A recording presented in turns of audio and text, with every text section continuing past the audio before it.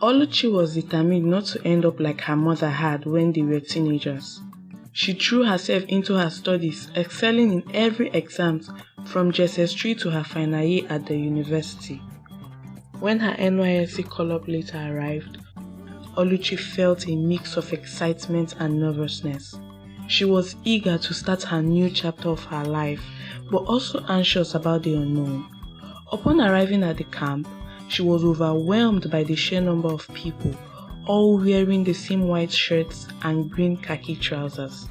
It was a sea of faces, each with their own story. Among these faces was OLUMIDE. He stood out with his tall, athletic build, sparkling eyes and an infectious smile that could light up a room. From the moment Oluchi saw him, she felt an inexplicable connection. They were both passionate about their studies and shared dreams of making a difference in the world. When they both got together, OLUMIDE found Oluchi attractive academically. So did Oluchi, so they had a strong connection. During their week at the camp, Oluchi and OLUMIDE spent countless hours talking about their ambitions, fears and everything in between. Oluchi felt a sense of comfort and understanding with OLUMIDE that she had never experienced before. His kindness, confidence drew her in, and she found herself looking forward to every conversation they had. When they discovered they would be serving in the same place, both felt a surge of joy and relief. They knew they could support each other. Their friendship deepened as they worked side by side, pouring their hearts into their duties with unwavering dedication and passion. As the weeks turned into months, their bond grew stronger. Oluchi found herself falling in love with OLUMIDE's gentle nature and unwavering support. OLUMIDE too was captivated by Oluchi's intelligence, determination and the warmth she radiated. Their love story blossomed like a beautiful flower in full bloom. They earned the nickname Power Couple for helping the company they served achieve new heights. During their service, they learned a lot from each other. Oluchi picked up business administration at school and OLUMIDE learned about finance. Together they were unstoppable. When their service ended, the company offered them both permanent positions and they were thrilled. But Oluchi was shocked when OLUMIDE told her he wouldn't be staying. Holding her hands gently, OLUMIDE said, "Chi, I won't be accepting the job because..." Before OLUMIDE could say what he wants to say, Oluchi's heart sank as she waited to hear something she hadn't expected.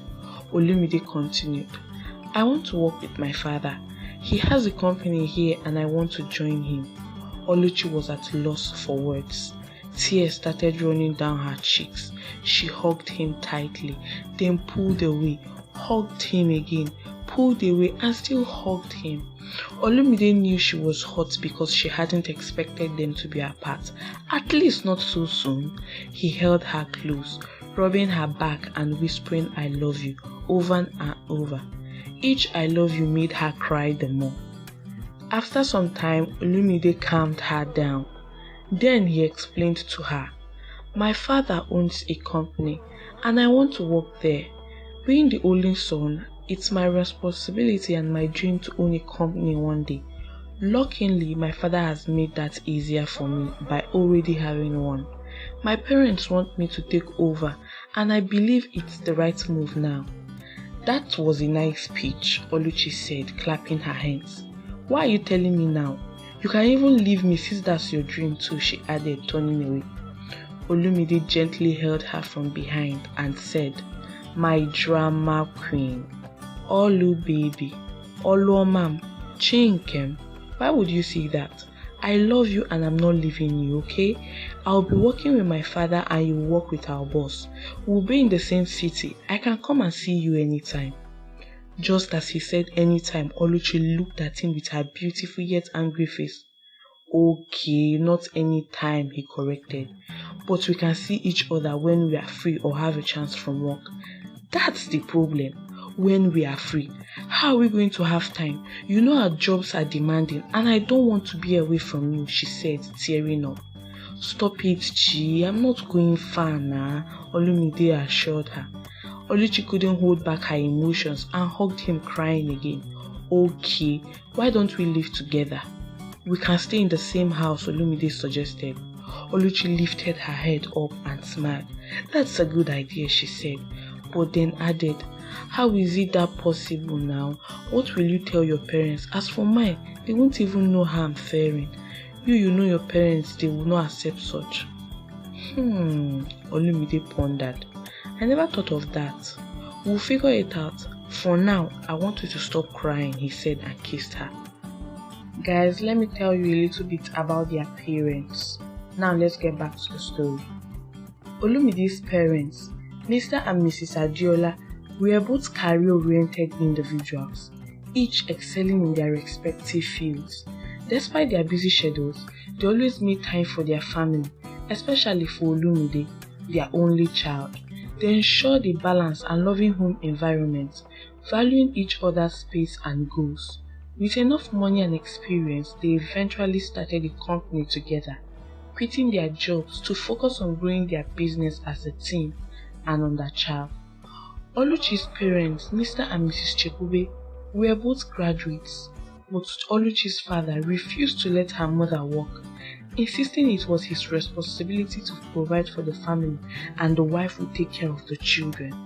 Despite her desire to contribute financially, Ms. Chekube respected her husband's wish.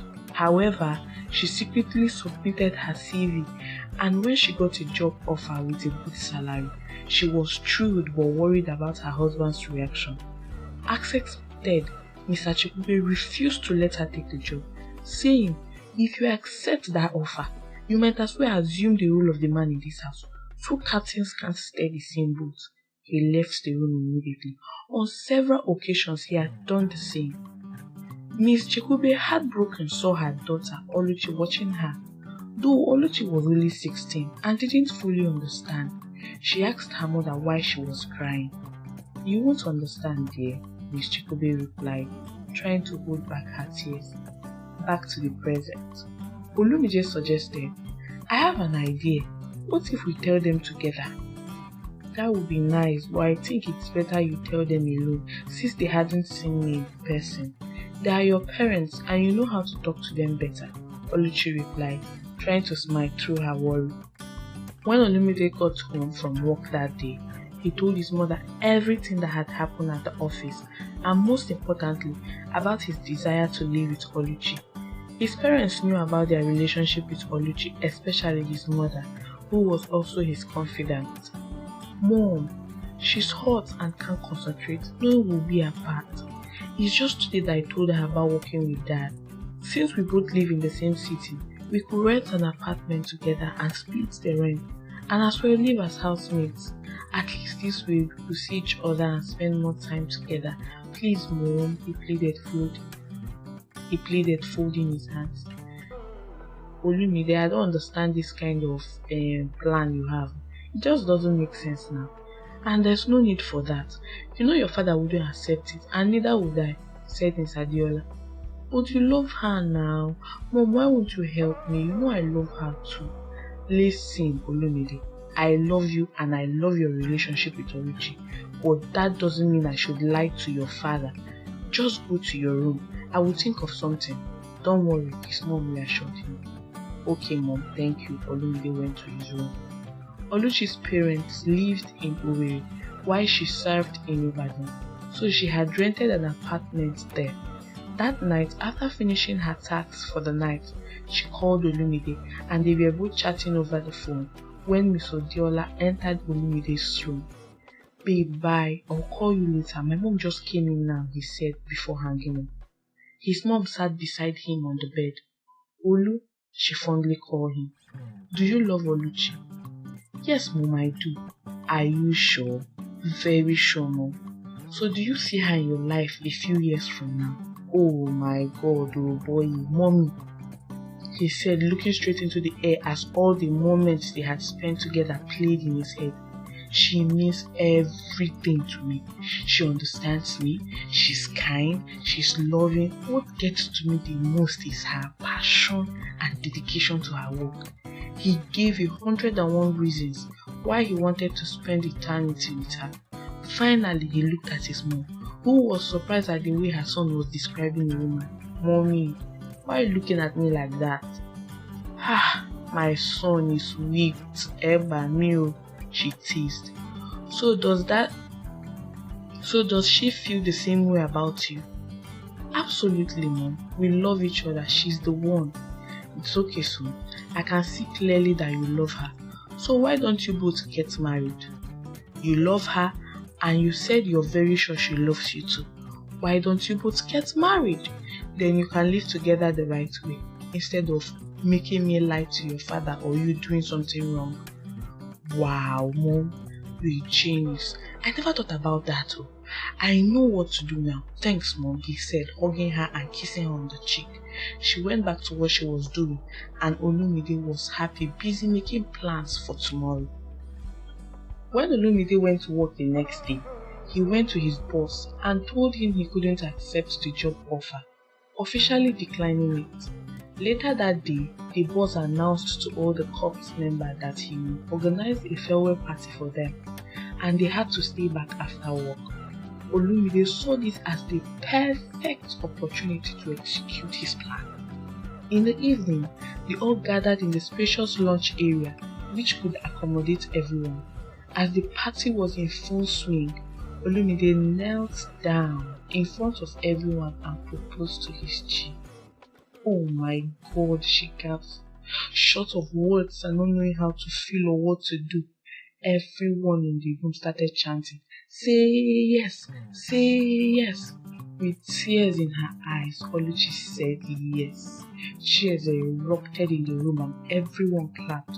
Olumide, the happiest he had ever been, put the ring on her finger. With joy, they hugged and enjoyed the evening together. After the party, Olumide went home and told his parents that he was engaged. They were both thrilled for him. "So when will you both get married so you can start living together?" asked his father. "Mommy," Olumide said, turning to his mother. "Don't mommy," she replied, smiling. "He's my husband. I had to tell him. In fact, he was the one who suggested you get married," she said. "Oh my God, so I've been a fool all this while. I thought I was playing you, Dad, while you both were playing me," Olumide said, and they all laughed. It was a happy evening for the Adiolas, and the same was true for the Chekubes. When Oluchi told her family, they were all very happy for her. Oluchi resumed work as an employee, not a corps member anymore, and everyone congratulated her. The same happened with Olumide. His parents were very proud of him and held their heads high as they introduced their son to the other staff members in the conference room. It had been a week since they officially started working, and they talked a lot over the phone. During one of their conversations, they made a plan to take their relationship to the next level. They decided that Oluchi would visit Olumide's parents first. So on Sunday that week, Olumide dropped to Oluchi's house, and they went to his parents' house together. After exchanging greetings and what seemed like an introduction, Miss Adiola went to the kitchen to prepare lunch. On the second thought, she came out and said, "Dear, come join me in the kitchen." Oluchi looked at Olumide with an expression that seemed as though she's asking his permission. Olumide stylishly blinked his eye, and she followed Miss Adiola to the kitchen. "You're a very beautiful and well-mannered girl," Miss Adiola said. "Thank you, ma. It's all thanks to my parents," Oluchi replied. They talked about how she and Olumide met. Olu can't even say 100 words without mentioning me. "I hope they are good things, ma." "You bet," Miss Adiola said with a smile. After preparing the food, Oluchi set the table. "Come on, boys, it's lunch time," Miss Adiola told her husband and her son. Mr. Adiola and Olumide joined the ladies at the dining table. They all ate, and when they were done eating, they watched a movie and had a long discussion about the wedding and the steps they had taken so far. The following week, they traveled to Owerri to see Oluchi's parents. Mr. Chekube was happy to see them. Olumide made his intentions known to Oluchi's father. Mr. Chikube guided him through the process, and within a month, Oluchi and Olumide were married. They had their traditional marriage and white wedding.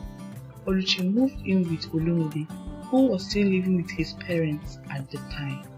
A week later, Olumide's parents surprised the newlyweds with a house. They were overjoyed. "Thank you, ma. Thank you, sir," said Oluchi. "You can call us mommy and daddy. We are now family," said Miss Adiola. "Exactly," added Mr. Adiola. The couple moved into their new house. Focused on their work, they had little or no time to each other. One day, Olumide planned a surprise for Oluchi. "She opened this," he said, smiling. When she opened it, she found a trip to a resort for two with her and her husband's name written on the tickets. "You know I'm working for someone, and I can't just take time off from the office now. It's too early. I don't want to lose my job," Oluchi said. Olumide, still calm, replied, "Too early. It's been 2 years. Babe, 2 years since we got married, and you've been working in that company for 2 years, and you say it's too early. When was the last time we talked about ourselves or spent quality time together? Discussing as a family, we had never done that. We haven't done anything meaningful in our marriage for the past 2 years except work." Trying to make her see sense in what he was saying, he continued, "I need my wife, my friend. I miss us. I miss you, Chi. I miss you. I want to spend the whole day with you without thinking about work. I want to do fun things with you without thinking about work. I want my love back," he said, tearing up as he sat on the couch. Oluchi squatted in front of him, trying to lift his head up. "Are you crying?" she asked, her voice softening. She knew she had turned down 3 different trips Olumide had planned for them, and this one had really touched Olumide, so she agreed. They both went on the trip, and they had fun together. Olumide was the most grateful because it was the best time he had experienced since they got married. In the middle of the night, Olumide went to the bathroom and noticed a contraceptive inside the toilet sink. Confused and concerned, he decided to ask Oluchi about it in the morning.